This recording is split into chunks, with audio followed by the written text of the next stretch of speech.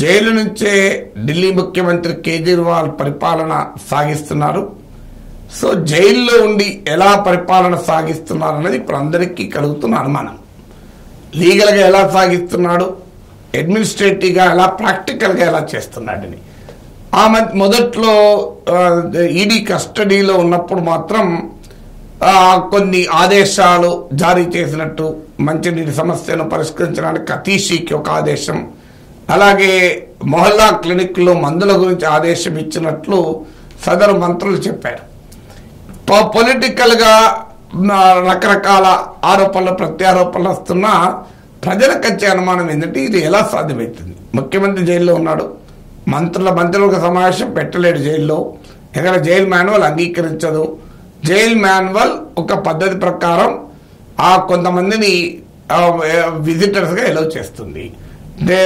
Jail manual ప్రకారము visitor ఎప్పుడైనా ఖైదీని కలిసినప్పుడు ఆ జైలు అధికారి కూడా వారు ఏమి మాట్లాడుకుంటున్నారని వింటారు, వారు ఏమి చేస్తున్నారని కూడా చూస్తారు.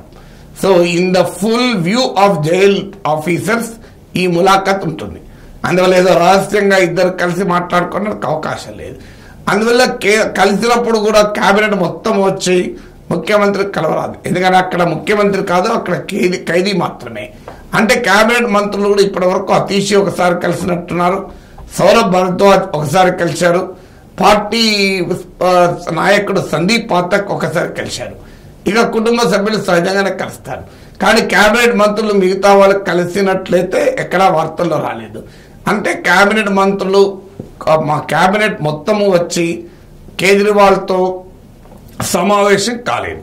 సమావేశం కావడం కూడా సాధ్యం కాదు, ఎందుకంటే కేబినెట్ సమావేశం జరుగుతున్న దాన్ని జైలు అధికారి చూడడము, జైలు అధికారి వినడము అనేది సాధ్యం కాదు. కనుక కేబినెట్ మంత్రులు వచ్చి ముఖ్యమంత్రితో సమావేశం కావడం అనేది ప్రాక్టికల్ గా జరగదు. ఇక ఉన్నతాధికారుల సమీక్షలు జరపడము, జైల్లో కూర్చుని ముఖ్యమంత్రి అనేది కూడా ప్రాక్టికల్ గా వీలు కాదు. సో అందువల్ల ముఖ్యమంత్రి తన విధుల్ని జైలు నుంచే నిర్వహిస్తున్నాడు అంటే టెక్నికల్ గా నిర్వహిస్తున్నాడు, కానీ ప్రాక్టికల్ గా నిర్వహించడం లేదు. మరి ఇది ఎలా సాధ్యమవుతుంది అంటే ఢిల్లీ కేబినెట్ మంత్రులకు అందరికీ వారి శాఖలు ఉన్నాయి, ముఖ్యమంత్రి వద్ద ఎలాంటి శాఖ లేదు. అంటే ముఖ్యమంత్రి అన్ని శాఖల మంత్రులను పర్యవేక్షించాలి అనే దానికి ప్రతిరోజు పర్యవేక్షించాలి, వారానికి ఒకసారి 15 రోజులకోసారి పర్యవేక్షించాలని ఎక్కడ నిబంధన ఉండవు. సాధారణంగా మంత్రులు తమ విధులు నిర్వర్తించుకుంటూ పోతే ఆటోమేటిక్గా ముఖ్యమంత్రి కూడా ఆ విధులను నిర్వర్తించినట్లే అవుతుంది. అందువల్ల ఇప్పుడు ఢిల్లీలో ముఖ్యమంత్రి చేతిలో ఏ శాఖ లేదు గనక ఏ శాఖకు సంబంధించిన పాలన ఆగిపోయినట్లు కాదు టెక్నికల్గా. ఎందుకంటే ఆయా శాఖలకు మంత్రులు ఉంటారు, బిజినెస్ రూల్స్ ఉంటాయి, ఆ మంత్రులు తాము నిర్ణయాలు తీసుకుంటారు, పనులు అవుతూ ఉంటాయి. ఇక కేబినెట్ సమావేశము జరగడం అనేది అనివార్యమయ్యే లీగల్ సిచ్యువేషన్ ఇప్పటివరకు రాలేదు. ఎందుకంటే ఢిల్లీ అసెంబ్లీ సమావేశాలు ఏం జరగలేదు. అసెంబ్లీ సమావేశాలు జరిగితే దానికి ముందు కేబినెట్ మీటింగ్ జరగాల్సి ఉంటుంది. అసెంబ్లీ సమావేశాలు జరగలేదు. ఇప్పుడు ఏమైనా పార్లమెంట్ ఎన్నికల ప్రచార సందర్భంలో ఉన్నారు కనుక ఆ పరిస్థితి కూడా రాలేదు. అందువల్ల లాజిస్టిక్స్ రీత్యా ఇప్పటి వరకు టెక్నికల్గా ఇబ్బంది రాలేదు.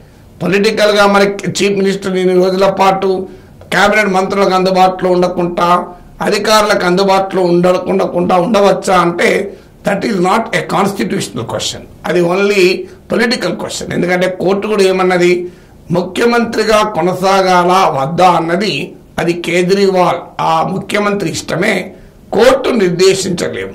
ఎందుకంటే రాజ్యాంగంలో ఎక్కడా ముఖ్యమంత్రి జైల్లో ఉంటే రాజీనామా చేయాలని లేదు. ఆ రిప్రజెంటేషన్ ఆఫ్ పీపుల్స్ యాక్ట్లో ఉన్నదల్లా ఎవరైనా ఒక చట్టసభ సభ్యుడు ఏదైనా కేసులో గనక అతను నేరం నిరూపించబడి 2 ఏళ్లకు శిక్ష పడితే, కనీసం 2 ఏళ్ల శిక్ష పడితే ఆ సభ్యుడు సభ్యత్వాన్ని కోల్పోతాడు, అంటే డిస్క్వాలిఫై అవుతాడు. ఎప్పుడు if is convicted for imprisonment of at least 2 years. అందువల్ల ఇక్కడ కేజ్రీవాల్ విషయంలో అది వర్తించదు. ఆయన ఇప్పటికీ ఇంకా కన్విక్టెడ్ కాలేదు, ఆయన ఇప్పటికీ నిందితులే తప్ప నేరస్తుడు కాదు. అందువల్ల నిందితులుగా ఉన్నప్పుడు జైల్లో ఉండగా ముఖ్యమంత్రి పదవిలో ఉండవచ్చా ఉండకూడదా, ఎన్ని రోజులు జైల్లో ఉంటే ఉండవచ్చు ఉండకూడదు అని ఎక్కడా రాజ్యాంగంలో లేవు. అందుకే కోర్టు లీగల్ పొజిషన్ క్లియర్గా చెప్పింది, ఇది మా చేతిలో ఉన్న అంశం కాదు, ముఖ్యమంత్రి నిర్ణయం తీసుకోవాలని. అయితే కోర్టుకు అబ్జర్వేషన్ అయితే చేసింది. సాధారణంగా ఒక ముఖ్యమంత్రి సుదీర్ఘ కాలం అందుబాటులో లేకపోవడము, లేదు సుదీర్ఘ కాలమే కాదు అన్సర్టన్ పీరియడ్ ఆఫ్ టైంకు ఆబ్సెంట్గా ఉండడము, కనీసం కమ్యూనికేషన్ కూడా అందుబాటులో లేకపోవడం అనేది మాత్రం అంగీకరించడం కష్టం అని మాత్రం ఒక అభిప్రాయంగా చెప్పింది. అందువల్ల కాన్స్టిట్యూషనల్గా లీగల్గా అభ్యంతరం లేదు, ఇప్పటివరకు ప్రాక్టికల్గా ఇబ్బందులు రాలేదు. ఎందుకంటే మంత్రులు వారు శాఖలు నిర్వహిస్తున్నారు, కేబినెట్ సమావేశం జరగాల్సిన రాజ్యాంగపరమైన పరిస్థితి రాలేదు కనుక ఈ వ్యవహారం నడుస్తుంది.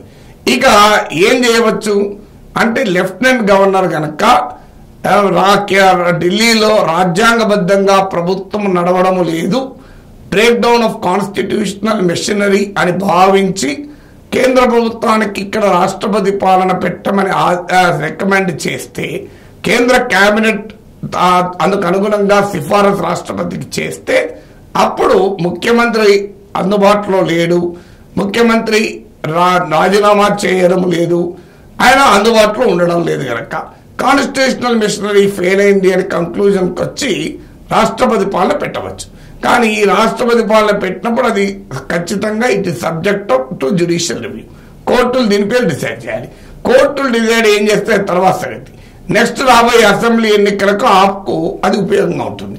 అందుకే కేజ్రీవాల్ ఆ రాష్ట్రపతి పాలన పెట్టే దిశగా కేంద్రంలో ఉన్న బీజేపీని నెట్టివేస్తున్నాడు. భారతీయ జనతా పార్టీ కూడా రాష్ట్రపతి పాలన పెట్టి కేజ్రీవాల్కి సింపతి దేవడం ఇష్టం లేక కేంద్రం ప్రభుత్వం చెప్పినట్టు లెఫ్టినెంట్ గవర్నర్ కూడా కామ్గా ఉన్నాడు.